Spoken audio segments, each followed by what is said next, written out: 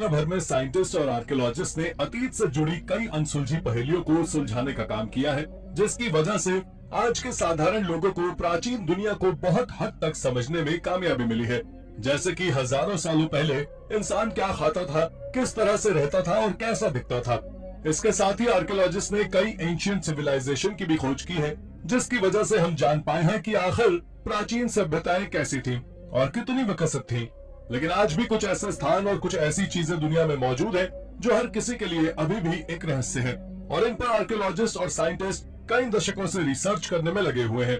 तो चलिए शुरू करते हैं इस वीडियो को और जानते हैं इन्हीं के बारे में। Number 10, the Baalbek stone. Baalbek एक अविश्वसनीय मॉन्यूमेंट है जो लेबनान में बेका वैली के एक पहाड़ी पर खड़ा है। दरअसल ये मॉन्यूमेंट एक विशाल मंदिर है जिसका निर्माण 3 से 4 हजार साल पहले फियोनीशियन द्वारा शुरू किया गया था। ये कुछ ऐसा है जिसे सभी को देखना चाहिए, क्योंकि इसके कुछ पत्थरों का वजन तो 800 टन तक का है। लेकिन अगर सोचा जाए तो ये प्राचीन लोगों ने बिना उपकरण के, बिना क्रेन के, बिना ट्रकों के और बिना किसी बड़े जहाजों के आखिर इन पत्थरों को वहां कैसे सजाया होगा, ये बात एक रहस्य है। आपको बता दें कि ऐसा ग्रह पर और कहीं नहीं है, लेकिन बालबेक का ये प्राचीन पत्थर आज से करीब हजारों साल पुराना है। इसके छत के पत्थरों के बीच एक कमल के फूल के समान आकृति बनती है, जिसमें 6 पेटल्स और 2 इंटरलॉकिंग ट्रायंगल है, और आज भी बालबेक स्टोन बालबेक के संग्रहालय में है। इस 16 कोनों वाले पत्थर को गुरु पूजा पत्थर भी कहा जाता है। Number 9, Nazca landing strips. South America के देश पेरू के रेगिस्तान में 2200 साल पुरानी बिल्ली और कई अजीब मॉन्स्टर्स की आकृति वाली विशाल नाज़का लाइंस आज भी एक पहेली बनी हुई है। ये पेरू के नाज़का रेगिस्तान में स्थित एक पहाड़ी पर बनी है।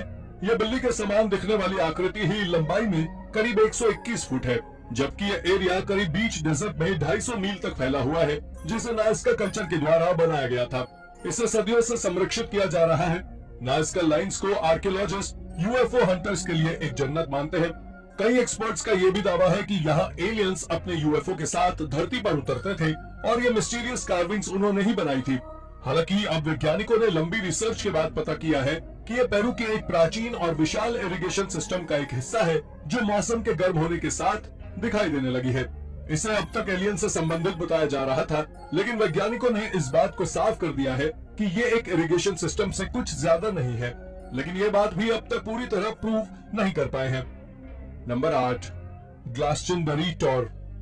इसके बारे में बहुत से बड़े आर्कियोलॉजिस्ट का मानना है कि ग्लासटनबरी टॉर किंग आर्थर की कब्रिस्तान है। जिन्हें नहीं पता उन्हें बता दें कि किंग आर्थर एक मिथिकल किंग थे।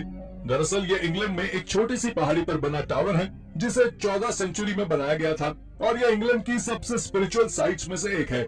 इसके एक्सकवेशन से पता लगा है कि इस एरिया में लोग न्योलिथिक एरा के दौरान रहा करते थे, क्योंकि आर्कियोलॉजिस्ट को वहां से फ्लिंट टूल्स, रोमन आर्टिफैक्ट्स और कई सारे रेलिक्स मिले हैं, जो आज से करीब 5000 साल से भी ज्यादा पुराने हैं। इसके अलावा वहां से इस बात के भी सबूत मिले हैं कि वहां साल 1275 में एक चर्च बनाया गया था, लेकिन शायद वो एक अर्थक्वेक के कारण टूट गया और उसके बाद उसका निर्माण 14वीं शताब्दी में हुआ। यह डिस्कवरी दुनिया की सबसे रहस्यमयी खोजों में से एक है। Number 7, sacred underground tunnels of Mesopotamia. ये करीब 5000 साल पहले बनाई गई एक प्राचीन अंडरग्राउंड सिटी है, जो आज आर्मेनिया में यानी कि टर्की की बॉर्डर पर स्थित है। इस सिटी को कई सारे नामों से जाना जाता है, जैसे कि इसे 1001 चर्चेस की सिटी और सिटी ऑफ 40 गेट्स के नाम से भी जाना जाता है। आपको बता दें कि यह शहर भी मेसोपोटामिया के बाकी शहरों की तरह ही एक पहाड़ों की गुफाओं में छिपाकर एक पर्याप्त ऊंचाई पर बना हुआ है। इस शहर के चारों ओर दीवार बनी हुई है, और इस जगह पर 11वीं शताब्दी में 1 लाख लोगों से ज्यादा लोग रहा करते थे। पर शायद आपको जानकर हैरानी होगी कि हाल ही में एक्सकवेशन के दौरान आर्कियोलॉजिस्ट ने यह पता किया है कि लोग यहाँ ब्रॉन्ज एज के दौरान रहा करते थे। इसके बारे में बहुत सारी कहानी है कि यहाँ 5th सेंचुरी एडी में एक बहुत विशाल कासल था, पर आज वो वहाँ मौजूद नहीं है, जो आज तक एक रहस्य बना हुआ है। Number 6, band of holes in Peru. Band of holes Peru में नाज़का पठार पर पिस्को वैली में पाए जाने वाले लगभग 5000 से 6000 मानव आकार के होल्स की एक सीरीज है। स्थानीय लोगों को ये पता नहीं है कि उन्हें किसने बनाया और कैसे इस्तेमाल किया जाता था। ये होल्स घाटी के एक किनारे से शुरू होते हैं और लगभग 1.5 किलोमीटर तक एक पहाड़ी तक चलते हैं। ये होल्स वाकई हैरान कर देने वाले हैं, क्योंकि किनारों वाले गड्ढे लगभग 1 मीटर डायमीटर और 50 से 100 सेंटीमीटर गहरे हैं। हाल ही में साल 2015 में यूसीएलए के आर्कियोलॉजिस्ट ने ड्रोन और विमानों का उपयोग करके एक नक्शा तैयार किया है, और उसके बलबूते पर आर्कियोलॉजिस्ट ने यह अनुमान लगाया है कि ये होल्स इनका राज्य को श्रद्धांजलि देने के रूप में स्थापित है। हालांकि ये केवल अनुमान है कि शायद इन छेद का इस्तेमाल इस तरह से किया गया होगा, लेकिन सच्चाई से आज तक सब अनजान है। Number 5, ancient Abu Dhabi. दोस्तों, संयुक्त अरब अमीरात में आर्कियोलॉजिस्ट ने देश की सबसे पुरानी इमारतों की खोज की है। इसमें से एक इमारत कम से कम 8,500 साल पुरानी है। यह बिल्डिंग इससे पहले मिली इमारत से करीब 500 साल और पुरानी है। एक रिपोर्ट के मुताबिक देश के संस्कृति विभाग द्वारा चलाए जा रहे एक आर्कियोलॉजिकल कार्यक्रम के दौरान करीब 8,500 साल पुरानी बिल्डिंग को खोजा गया है।